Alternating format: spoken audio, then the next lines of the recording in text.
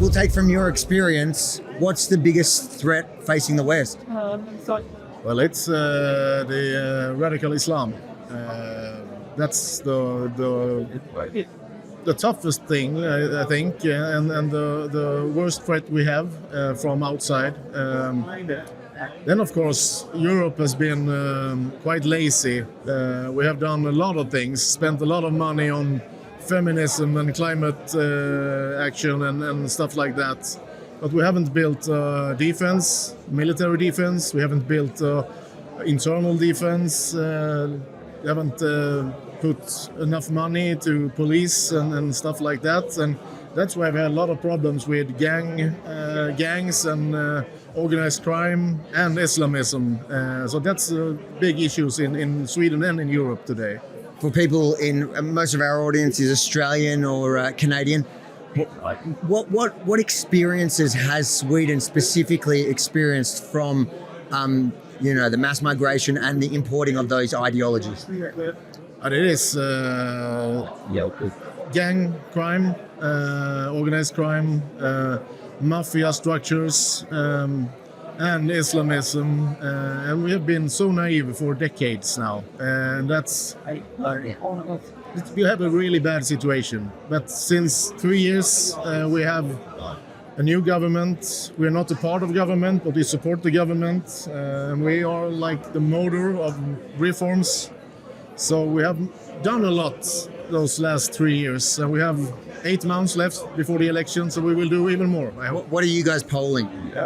Like 22%. So in Australia, they have, I don't know if you know, One Nation is very similar in ideology. They're polling at about 20%, which is massive as well for Australia. Why is there this sudden shift to populist, conservative parties like yourself? Because of the problems in reality. I think more and more of the citizens and voters, they can actually see what's happening. It comes close to them, close to their neighborhood. Their children are attacked in schools. We have now a debate in Sweden about elderly at elderly homes getting raped by those who work there, immigrants. It's a lot of things happening, and people realize that we can't go on like this. To those that don't realize, those that are apathetic, what would you say to them, the people that are not awake to these issues?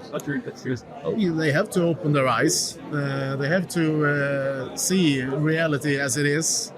You don't have to be a racist or xenophobic to criticize mass immigration.